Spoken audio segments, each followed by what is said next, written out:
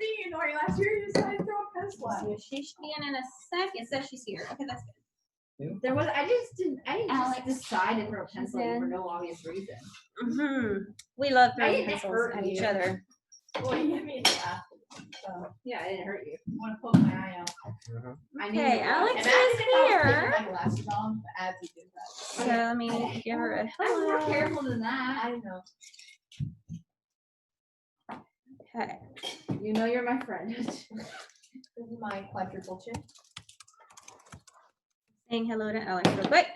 All right, so let me make sure we're recording. Okay, every one of these is being recorded because it's going on the YouTube channel for our people that aren't here. I don't see Kai or Ivy, but I do see Alex. So Alex is going to be cyber every week. She lives local. We have three, like. We have an Alec, an Alex, and an Alex. Yes, we do. Yeah, all that stuff. Okay. So, let's see. I said hello to Alex. All right, so we do have the loving people.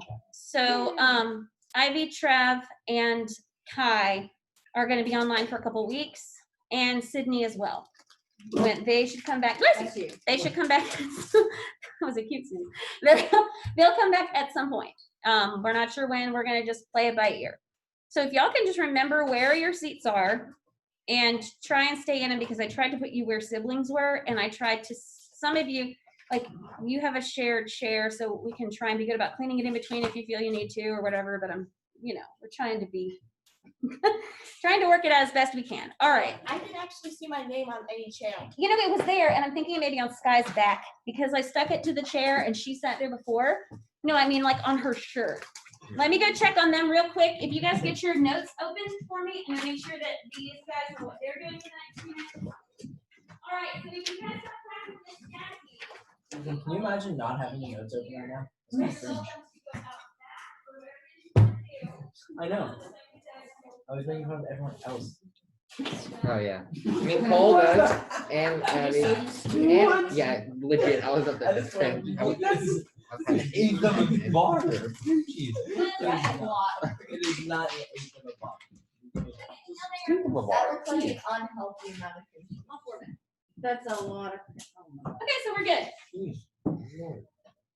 Imagine having that much cream cheese on your crackers. I know, you just put like. He likes it, apparently. There we This is go. an acceptable amount. He put like a 16th It's of a not. bar. That is not. Yes, enough. it's. Oh, It was This a is. lot. That's a lot. 16th. All right, so welcome to our new people. For the sake of Alex, who's online, and for Kai and Ivy, who will see it later, we need to introduce Alex and Bailey, who are new to us this year. And Abby's new to us this year, but I think, well, at least two of you know her. And this is, say your name and wave.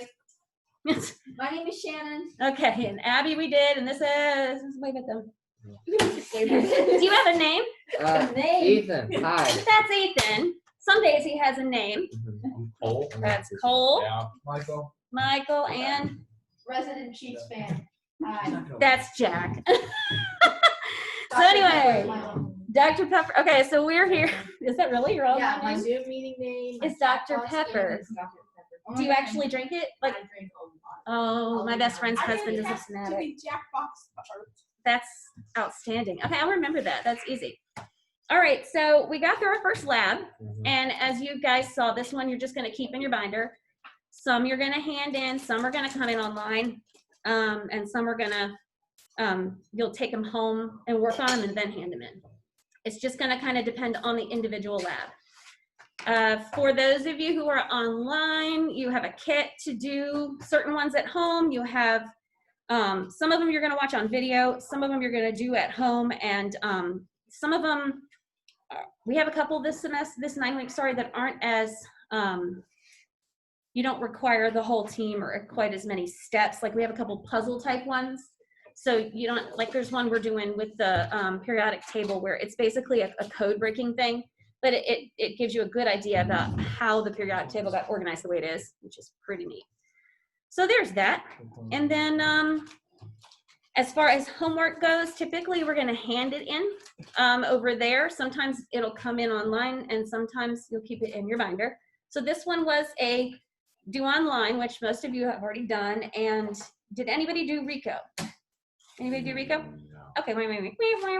So especially if you're handing it in and you have time, you can color Rico. He's on the back. Did everybody see Rico? This is Rico. Over here on it. Ta-da, there he is. So you can color him with whatever the theme is, and I'll hand out candy. Last year I had bags of gummy bears. This year I have some Smarties. Yeah, so yeah. I never won, but it was. You never won, but it was great. I've had some really cute Ricos in the past. It's absolutely not required. It's not worth any credit. It's just fun if you want to do it. Let's see. So let's look at your binder real quick first. And let's make sure everybody knows how to find everything that you need in here. I think most of you guys have probably already looked through it, but you are such a doof. I'm going to, let me open up the file here and share screen for them because I didn't have this one open yet. So your binders have pretty much everything you're going to need in them. There will be some exceptions, but most of it's going to be right here. So if you look in your binder, the very first page on page 2, that once you've turned, you see, here we go. I have to open that up. Here we are. So you'll see that we have here a rough calendar for the whole year. Do y'all see that in the preface section? So it tells you what we're going to be covering and when we're going to be covering it, but it's not specific. That's on page 2 of the preface. On page 3 of the preface, the thing that you probably need to pay the most attention to, obviously stuff like your grading, that helps if you know how things are weighted and whatever, but extra credit.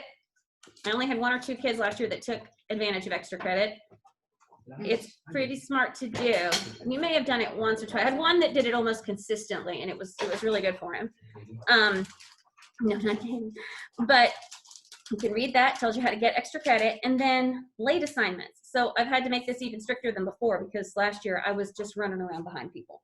So it's even stricter than before. So if you're going to be absent, you should be able to turn everything in digitally. Like if you're going on vacation or whatever, just work ahead and turn it in. If you're not going to be able to do that, let me know and we'll deal with it. But your first day is 5 percentage points. So if it's not here when class starts, that's 5 percentage points off whatever it is. And then if it's not back by the next week, that's 10. And then after that, I won't accept it. Because I used to give you up to 3 weeks and that was ridiculous. So I don't want to do that anymore. It was just too hard to keep track of. Next thing in your portal, you've got course descriptions and text information. Did everybody find their textbook? Everybody got one. Should have been really easy to find. Okay, great. And then if you turn one more page to pages 6 and 7 is where it starts with your final project. There's a due date.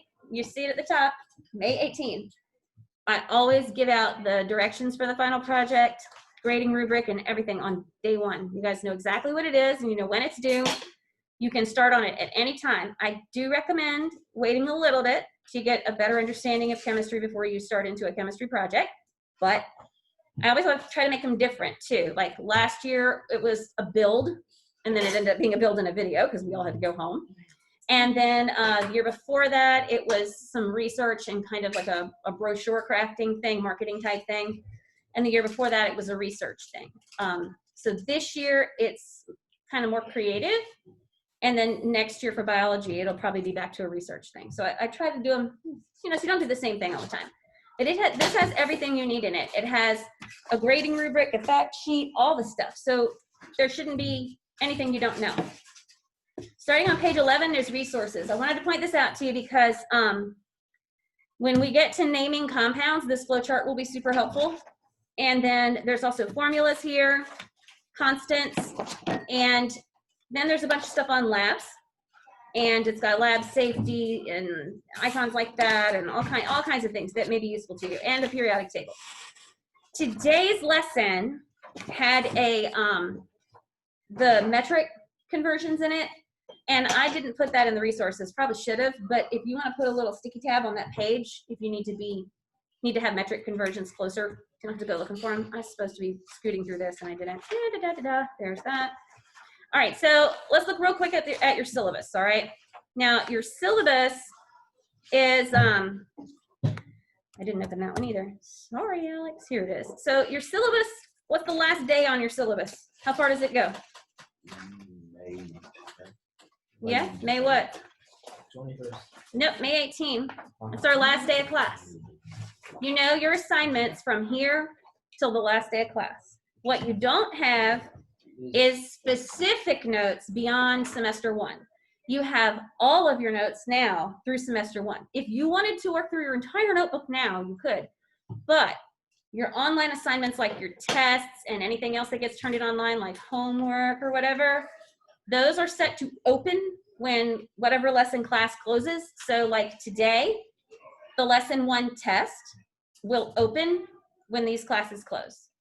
And I've moved your homework and everything, basically anything that's coming in digitally is due by 8 a.m. on class day. So some people were working before class, like during the juniors class, which I didn't mind, but it didn't give me the opportunity to grade stuff ahead of time and see where people needed help. So it helps me to have it in earlier, okay? So that's basically it. So let's go ahead and look at lesson 1, all right? And we'll make sure that everybody's clear on even the couple sticky points that were tripping people up, because there were a few. All right, screen sharing back. Okay, so lesson 1, you guys had a video. I think it's very important to start a science class with a lesson on how to do science. And even if you've had that lesson every year, it never hurts to refresh it. There were a couple things that were tripping people up, even people who've been around for 2-3 years now. So it's good to always be reminded of that stuff. So you had the same lesson as the juniors this time, because I wanted everybody to have the same background. But starting next week, your lessons and their lessons are going to diverge, and our labs should align, but the lessons will be different. So somebody want to go for me, and somebody give me the Google definition of science versus a plain English one. Anybody want to go for it? Michael's chewing. All right, Jack, you go for it. So Google defines science as the intellectual and practical activity encompassing the systematic study of the structure and behavior of the physical and natural world through observation and experiment. Which is so much fun. Right, all right, cool. And what's it plain English? The study of the natural world through knowledge about the natural world that is based on facts learned through observation and experiment. Perfect. All right, that's perfect. So that makes more sense when you put it in plain English, because whoever wrote that Google definition had a lot of fun with it, I think. So we got 3 main branches of sciences, right? We've got formal sciences, natural sciences, and social sciences. So in here, which kind are we doing?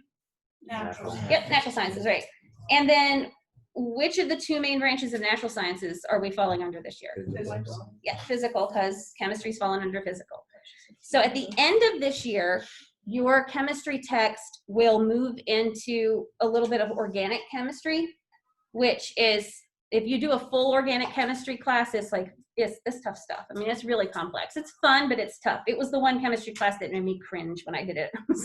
Also, I didn't have like the warmest, fuzziest professor ever, and all of my other professors were these wonderful, warm, fuzzy people, and she was kind of scary.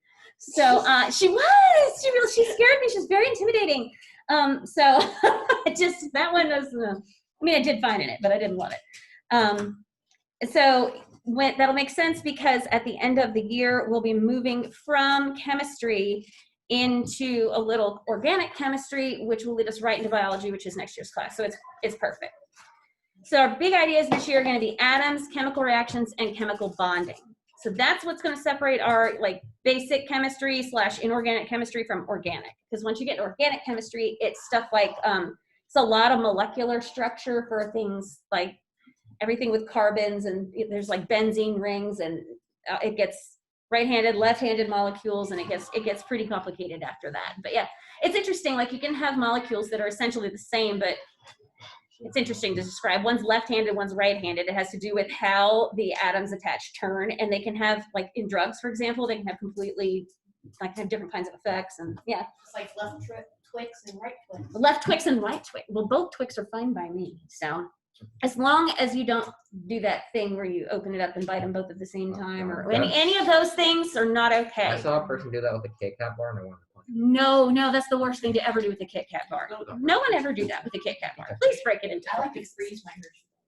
My husband freezes chocolate. I don't Yeah, understand. my dad freezes. He freezes everything. It's really good. So who can tell me the difference between scientific law, scientific theory? We do this one every year. This is my hammered into your head. Yes, Scientific law tells what happened, right? and theory tells why it happened. Exactly. Okay. I hammer this in every year because this is a big one. And it's a big one for a couple reasons. It's a big one for considering what kind of class you're in. So here, like, and I have a little paragraph here that explains it, but science class, so all the theories we're dealing with are scientific theories. And that particularly tends to come up most in biology classes when you get to evolution or any of those types of topics. People have all kinds of different theories about origin. They're called theories of origin for a reason. So like there's the Judeo-Christian biblical creation theory versus the Darwinism theory of natural selection evolution. And then there are all kinds of other theories too. Like if you've seen that dude on History Channel or whatever with the aliens, like, oh, we were put here by aliens. Okay, there's a theory. And then there's also like ancient civilizations who believe we were made out of mud, and there's spirits and all kinds of things. So there's all sorts of different beliefs. So for this class, it's always going to be scientific theory, scientific law. So if I ask you anything, even if your opinion, personal opinion or personal belief is different, you want to answer from a perspective of a scientific theory or scientific law. Because if we were in a religion class, you'd answer the other way. So measurement. We get to measurement. So this was a fun one with the juniors because they came up with some interesting things. So we'll do the easy ones first. Somebody give me an example of something you would measure length for. A ruler. A ruler is what you'd measure with. What would you use it for? The straw. You can measure the straw. There you go. And that might be important if you had cups that were a certain height, or those cups with those domes on them. You know, like they get. You ever do that? You ever get the milkshake, and then they put the whipped cream on it in the dome, and then they give you a straw that comes out this much. Yeah, that makes me insane. Measure, people, measure. We're gonna skip mass and weight. We'll come back to it in a minute. How about time? A clock. And what would you measure it for? Knowing how long to wait. How long to wait? How long to what? Class periods. Class periods, yes. Yeah, you probably did a lot of that last year, staring at the clock. Uh-huh. Yeah, how long it takes you to travel somewhere, how long it takes something to boil, how long it takes something to bake, right? And then temperature, that's an easy one too. Like how hot, how cold. Remember, it not just weather, but maybe at what temperature did this metal melt? That might give you an idea of what the metal is. Like next week, we're doing a lab that's basically about lab skills. It's teaching you how to use the equipment and how to handle the things that we'll be using. But it involves metal, and it actually has to give you the melting point of the metal. That's interesting. You had to have that interesting information to understand what you're looking at. So how about area? What's something you would need to know area for? Football field. The football field. Okay, there you go. Tiles on the floor. Right, tiles on the floor, easiest. So area says 2D, and that's because it's got 2 dimensions. And what are the 2 dimensions for area? X and Y, or length and width, right? Which are actually both length, really, when you think about it. Width is just a particular type of length. So length and width. So 2 dimensions, which gives it the 2D. And then for volume, what's something you would need volume for? Swimming pool. Swimming pool, glass of water. How many dimensions are involved in volume? 3, and they are what? Length of the wall. Yeah, which are actually all length, width, and height, which are actually all really length measurements anyway, right? We just label them differently so we know which length we're talking about. And volume would be 3D. Now for that, because it's a cylinder, you know, that involves different formulas, then yeah. All right, somebody tell me about weight versus mass. Who can do that? Ethan. Weight is like how much something weighs, but like say if you took like a weight into space, it would like weigh less. Like it would have the same exact mass because mass is constant. Right. Okay. So what is mass? Like, how would you describe it? How much matter? How much space it takes up? Yeah. How much? Yeah. Well, it's how much stuff, right? Matter is how much. I mean, mass is how much matter, right? And matter is the stuff that everything's made of. There's matter even where you don't see it, right? Matter in the air, matter in the water. So your mass is how much matter. So if you took a weight into space, like you said, if you took a metal ball, a cannonball into space, all right, it will weigh less, but the mass is always the same, right? So why does it weigh less? Because there's less gravity. There you go. So weight involves gravity, right? Weight is the effect of gravity on the mass of an object. Everybody's got that. So how about density? What's a good thing we'd measure density? What would you need density for? To know if it floats. Clothing. Making a boat, To know if something floats? and material. Could use a boat, could maybe, So if I have a marble that's solid glass, and I have one of those pom-pom balls that we had in lab that is exactly the same size, and I put them both into a bucket of water, what's going to happen? The marble will sink, the pom-pom will soak up water and then probably sink. It may, yes, okay, there you go. So why will the marble sink initially? Because it's denser. Yeah, it's more dense than the water, right? And then the other object, the pom-pom, may be less dense than the water. So yeah, you want to consider density, and that's how much mass is in any given space, right? So if you, how about, have you ever moved the propane tanks that your parents get for the grill? Have you ever helped anybody move one of those? Never had a grill. Yeah. So they're like, you know, they're like this big, and they're full of gas, but they're heavy because they pumped in that gas under pressure. So it's way more dense in there than it would be if it was just You can air build and it not up under between one pressure. that's empty and one that's full. Excellent. Yep. There's a huge difference. Or solid. Yeah, and It's it, like- yeah, it does get liquid Feels under like enough it's half pressure. full with water. It's not. It's full. Yeah. Use the words. Why do I keep doing that? Speak English, Ow. Cole. Oh my Never mind. gosh. Oh, for real. Okay. So I'm not even gonna. All right. Okay. Anybody here? So we're gonna go to page 4. Is there anybody here who has not worked with the metric system before? Everybody has. Excellent. Okay. So metric system is predominantly what we're going to use in science. There will be times when we have a lab that, for example, is not in metric, it's in standard or what, imperial, or pick your term. Stubborn American. Yeah, stubborn American. That's the way to do it. It's an American. American. Why So- do you use Celsius when you can use Freedom Heights? There you go, Freedom Heights. I like it. So yeah, we're going to typically use metric, and metric uses what kind of unit? What unit are we using?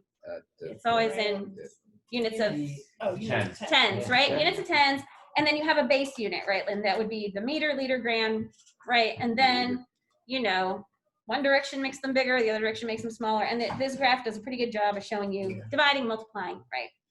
So you may want to put, if you don't have all that memorized, you may want to put a little sticky tab on this page so that you can access it when you need it, and you don't have to, you know, go look it up or something if you don't know it by heart. But it's a good thing to know at least these 6, the kilo, hecto, deca, deci, centi, milli.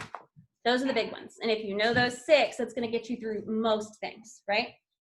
So moving on, when we talk about presenting scientific data, so sometimes we're going to use graphs and tables and things. Next week's lab will ask you to make a graph. And there's lots of ways you can go about making graphs. Obviously, there's bar graphs and there's line graphs, and you guys get to decide the way you want to do it. I think they're waiting on Miss Jackie. Is Miss Jackie here yet? She is? Yay! I didn't see her. That's so exciting. Cool. All right, so hypothesis. So our lab was just on hypothesis, right?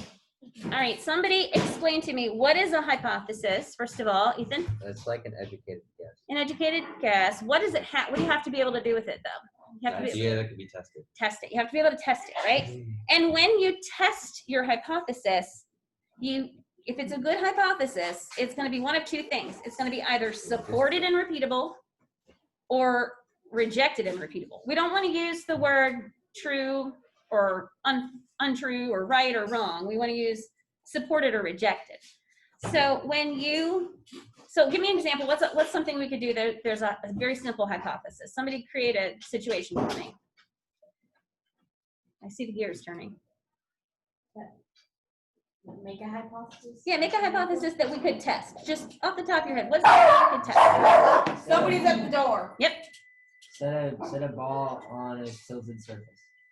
Set a ball on a tilted surface. Okay, and what would the hypothesis be? Remember, they often have an if I then. think the ball If- will roll down the Then surface. it would fall down. Wait, if what?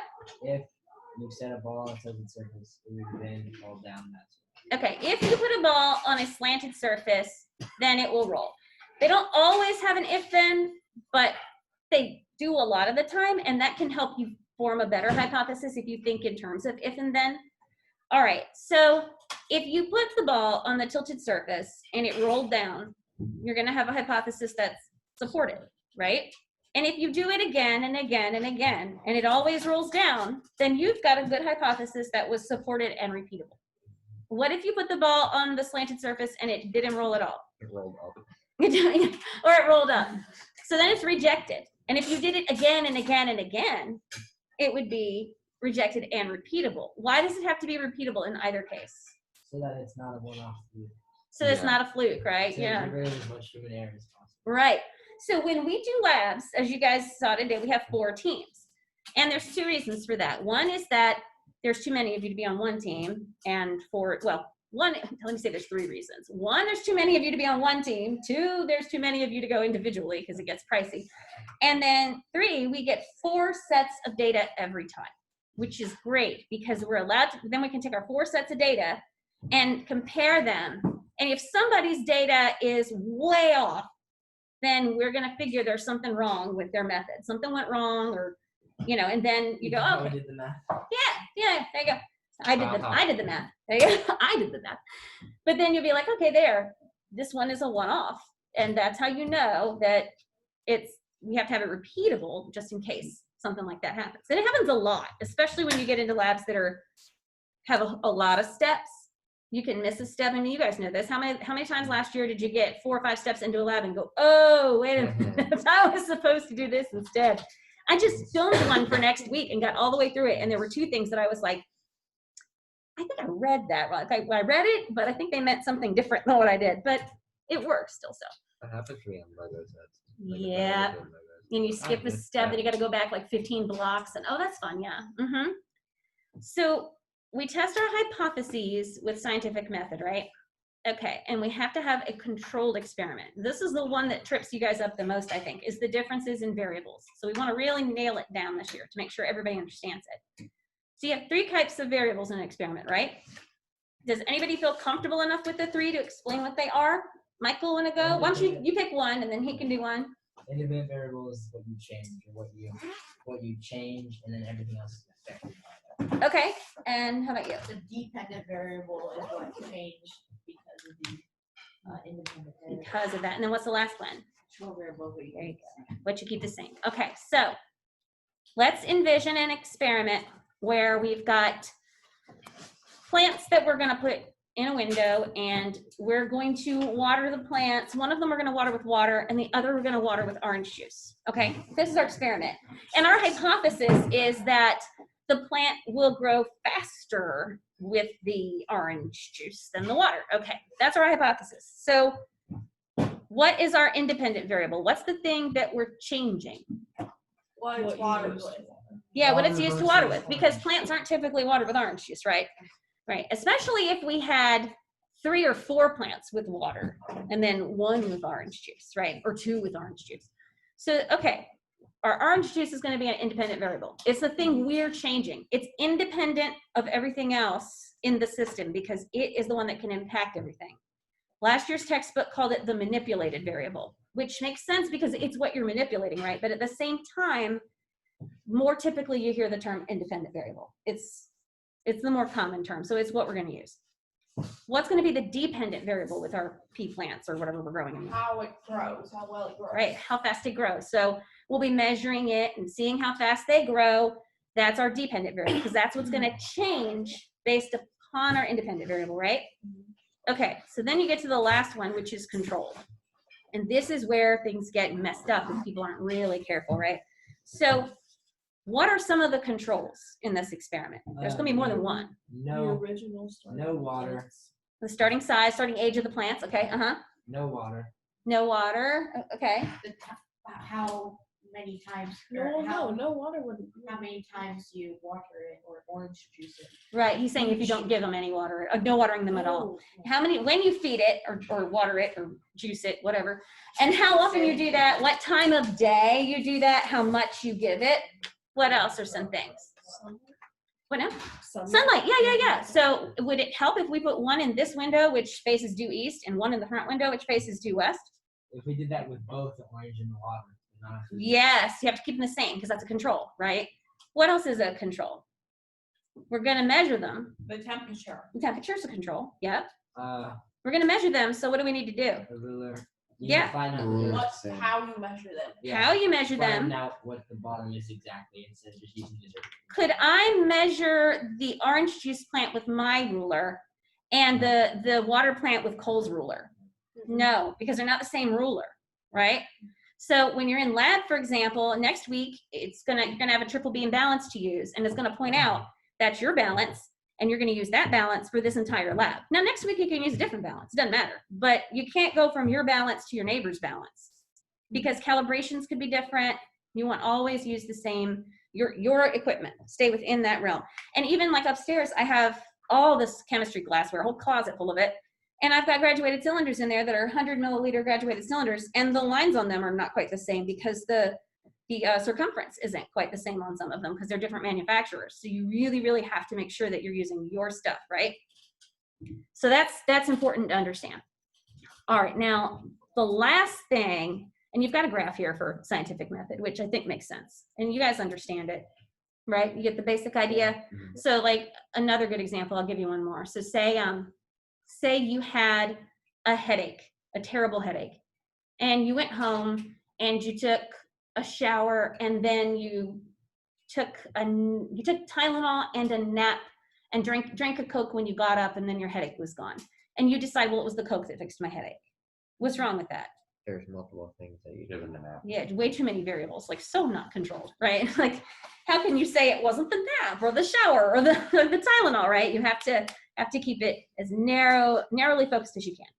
All right, so this last section is the other big nail home. So I want to make sure I nail home to you like variables and theories versus laws, the whole scientific method concept, and then this one, settled science.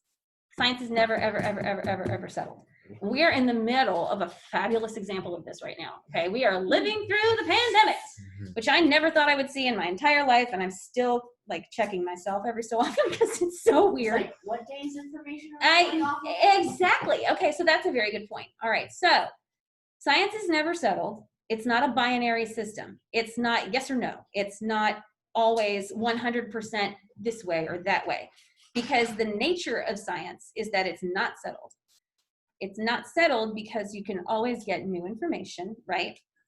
So if you don't understand how science works, it's real easy to say the science is settled. So a good example of this is initially there was confusion in media reporting about masks, right? Does anybody remember this at the beginning? They said emphatically, do not wear masks. And 2 weeks later, the same people came out and said, oh my gosh, everybody wear a mask. Everybody wear a mask. You have to. It doesn't protect you. And there were people who were like, this is what, they don't know what they're talking about. They don't know what they're talking about because they said, do not wear a mask. And now they're saying, wear a mask. Well, that's how science works. They found information that said, well, we'll change our mind and we'll say, wear it for these reasons or those reasons.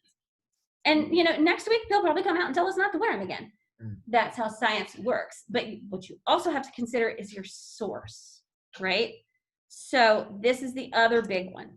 Considering your source when you're getting your data is hugely important, especially when your source is coming through media as much of it is right now with this thing, right?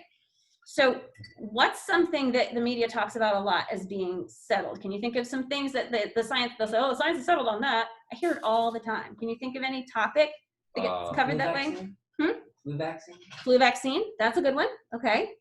What's another one? Right now, they're pretty dead selling masks. Then masks is one. Okay. How about climate change? Oh, How many times have we heard that one? It's settled, right? keep it in and your house. What that ends up doing is when you say science is settled like that, not only is it very anti-science, but it prevents continued research, continued learning, better understanding of things because you've like blocked it. And that's not a good thing to do. So there are counter arguments to masks. There are counter arguments to global warming. There are counter arguments to, what was it you just said? Flu vaccines. There's counter arguments to just about all of it. So you got to look at your source. So who's your source? Is your source somebody who has a motivation or a bias? We all have bias. We all have bias. We have to recognize that in a lab or in research that we're all going to have a bias and we're going to think something's going to turn out a certain way because it's what we expect. That's just human. It's who we are, right? but we have to make ourselves really aware of it in scientific situations so that we don't let that bias lead us to a certain conclusion, right? Because what do they call that? Confirmation bias, right? Like if you believe that doing A, B, and C is going to produce result D, then you do A, B, and C, and you're like, oh, what do you know, D? Well, it also could have produced E, F, and G, but you were convinced that D was where you were headed. So be very, very conscious of your sources, especially when your sources are people in power or people gaining money, because that's how people take data. That's the thing you can watch. You can watch it right now, especially with the mask thing. It's really interesting because you've got points over here and points over here, and your job as a thinking person is to take all the data that you've got and make a decision based on your understanding of the data and your personal situation, right? And it's tricky when you can't get all the data, and that's what's been bothering me about this whole thing. Like, it's really, really hard to get any data on this that isn't biased one way or another, specifically politically this time around, like very politically biased. I've never seen a scientific thing so politically divided as this pandemic. It's gone way beyond like anything. It's very interesting. So always keep that in the back of your mind when you're hearing information that people are presenting as scientific truth. This is the way it's going to be. Always remember there's room for something else. There always is. Okay, that's super, super important. So science is never ever settled, no matter what anybody tells you, no matter what fancy hats they're wearing or how amazing they are. Right? It's just never settled. So that's a big point. Take away with you. Like you have to keep that in mind all the time when you're dealing with stuff.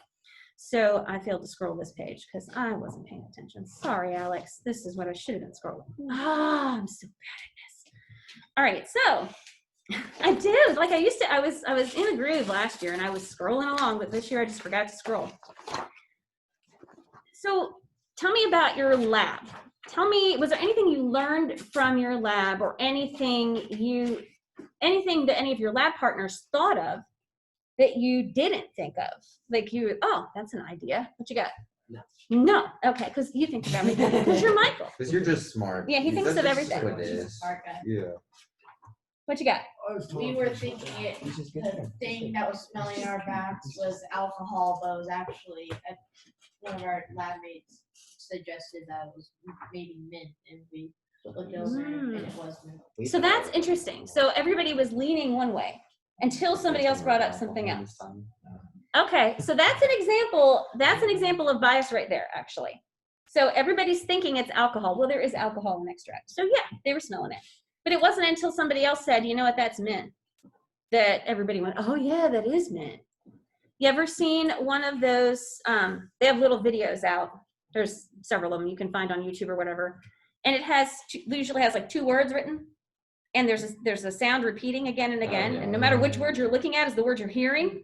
And it changes depending on what that's a total, that one messes me up. What now? It was Yanni. Oh yeah, Yanni and Laurel, wasn't it? Yeah. Totally different. Yanni and Laurel, and there's another one out. It's really weird. It's like brainstorm and green stick or something that you wouldn't even think would go together. Like really different words, and you'll go that way.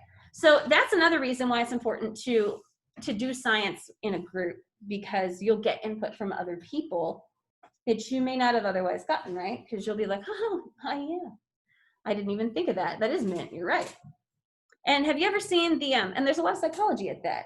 So for example, they've done experiments where they will take like Cole, put that down. What are you staring at? I know, big deal. Well, they take like a store-bought chocolate cake, okay?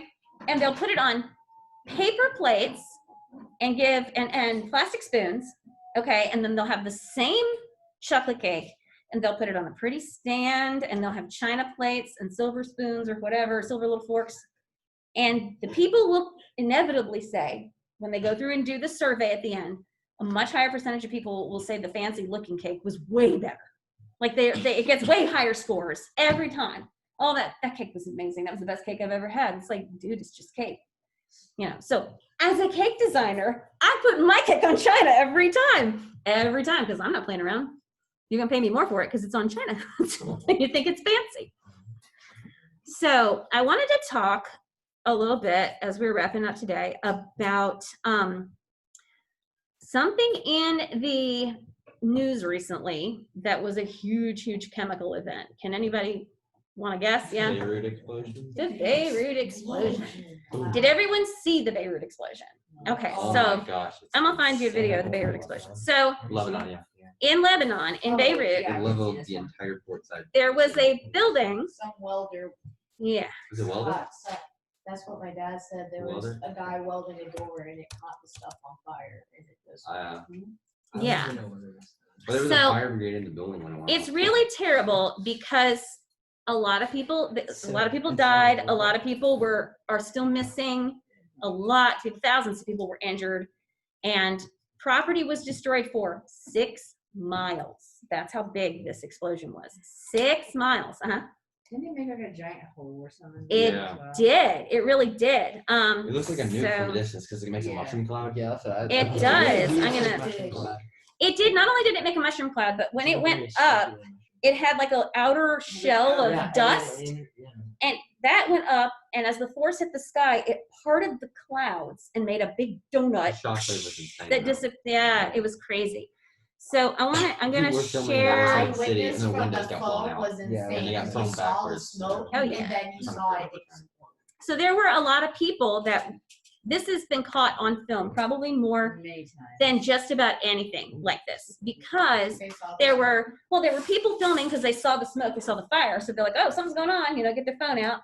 And then there were also just all these closed circuit security cameras everywhere who caught the view. So engineers are looking at this right now, and they're really fascinated by the direction of the explosion and the forces of the explosion. Like, the absolute tragedy aside, from a science standpoint, to people that work in that field, it's fascinating because something this big doesn't happen ever, And so in 1995, the federal building in Oklahoma was bombed by Timothy McVeigh, and he used sodium nitrate, which is the same thing that caused this explosion. He filled like a budget truck or a Ryder truck with, Penske truck, those little round trucks with sodium nitrate. And it blew up a building full of people and decimated like part of the block. It was pretty bad, really, really bad. I remember it. It was a terrifying thing to have happened. But this one wasn't a Penske truck. It was 2,750 tons Warehouse. of sodium nitrate that had been there for 6 to 7 years, and people had been complaining and been like, this isn't safe. And it became one of these political things, apparently, and there was a lot of push and pull one way or another, and then kaboom, something happened, something went awry. think Yeah, it was like a I have fire. heard welder and what now? I've heard it was like a makeshift fire or like an abandoned firework factory. Yeah, there is a firework factory nearby, because you can see on some of the films, you can Yeah, actually there's see always it at sparks. ground level. All the fireworks are going off down here, and then there's this massive thing on top. So it's like the firework part is almost comical because they're like popping everywhere, but then the thing above it. So I'm gonna stand up and show you guys this, but I have it on screen share so that our folks at home can see. All right, can everybody see the screen from here? By the way, if you're ever getting video of something amazing, please turn your phone sideways. Just saying. Yeah. That's a pet peeve, but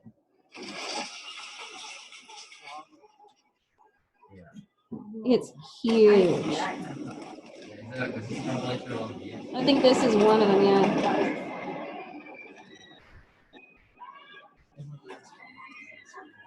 Now there's a couple where I can. I'm good.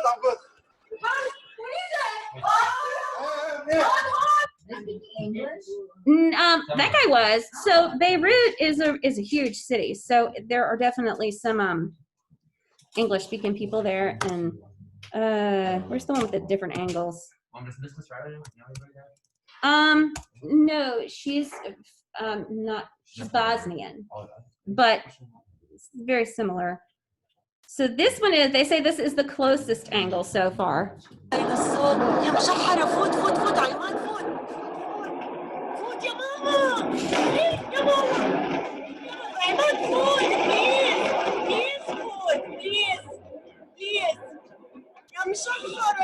That's just a fire, yeah. I mean, it was insane. 6 miles of damage. That's a long way to go. for damage. Like, oh, yeah.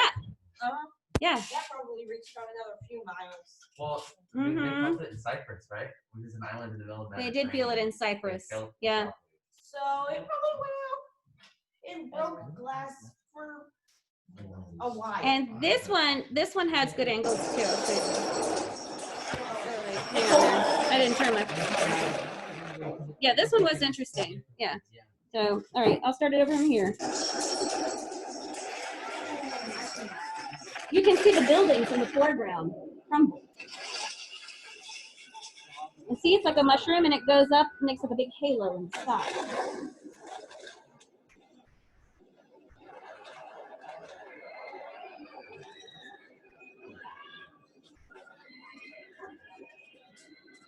And it's been pandemonium. What is it?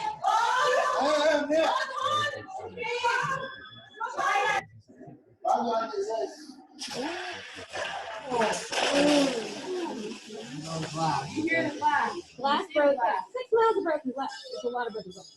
I'm sure he's ready. Yeah, that's from the water. I mean, that's. Mm-hmm. Yeah. Unreal. It's absolutely unreal. Look at that. I mean, absolutely unreal. I would not want to be in a kayak. That's pretty terrifying. So, yeah. So basically, it's about as terrifying an experience as anyone could ever live with. I can't even imagine. But all that is it's just a chemical, and it's not even like it's in fertilizer. It's probably in your garage, you know, at home. If you have vegetable fertilizer, garden fertilizer that's not like, you know, organic manure, it's probably in there. It's not an uncommon chemical at all. There was just a lot of it in one place, and chain reaction, and off it went. So yeah, you have to remember cows? Are they explosive? No, To a degree? they're full of methane. Yeah, so to a degree they are. Oh, Yeah, well, especially I if you throw a guess lit technically you could. Are you asking me if you could light a cow fart? That's not what I meant, no. Because yeah, you probably could, No, but I that's don't know not, that you'd want to. no. You know, they use the cow patties for fuel. They dry them and use them for fuel. So all the time. All right, so this lesson is a shorter lesson because it's just our intro lesson. Okay, but what I'd like to do, because you guys are going to be working together a lot, and you're going to be, you guys are going to be working together a lot, and you're going to be captains and stuff for the labs. So, and we have some new folks, so I wanted to do some kind of little icebreaker to get you guys a little more used to each other. So something like maybe never have I ever, or something like that. That's always fun. I have the beach ball with all the stuff on it, but it's not staying inflated. We have a beach ball and it has all kinds of things on it. It's like a this or that, like cats or dogs, pizza, or, and then it also has things like, what's your favorite movie? And we would toss it, and wherever your right thumb lands, you'd read the question. But I've done that before. it's fun, but it won't stay inflated, so it's not gonna do us any good. But I think I did that with a soccer ball. Oh, with a soccer ball. Okay, this is a giganto beach ball, but I've done that with a soccer ball. At each of the little hexagon. Okay. Pentagon had something. So before we break to do that, though, I want y'all to look at your syllabus for this lesson and the next lesson, and tell me what you have to do and when you have to do it. Okay, whatever you said. Mm-hmm. I think I want. Yeah, I did. All right, so is there anything else that you're supposed to hand in today? Is there anything you're handing in? I'm trying to find Yeah, the look, syllabus. tell me if there's anything you're handing in. So, but There isn't, right. There's nothing handed in today. Now look at the one that's coming, okay? Look at the next lesson. So that's, where are we? Yep, there you go. Lesson 2. So before class, you Or read lesson- sections 1, 2, and 3 in the textbook. Actually, label For that. chapter 1, science and chemistry. You also need to complete the homework, which is in the binder. And it's due 8 through 18. 8/18, sorry. In class, and keep it in your binder. During class, for reviewing lessons and reviewing homework. After class, complete your lab. Keep that in the binder. Complete your chapter 1 test, which is due August 25th. 8 by 8 a.m. And then begin your lesson 3. Right, okay. Lit. So next week, you're bringing to class your binder and your homework, but you're gonna keep it in your binder, right? And then we're gonna have class, we're gonna do our lab. Next, now here's something I suggest everybody do. Read ahead to the lab, especially ladies with long hair.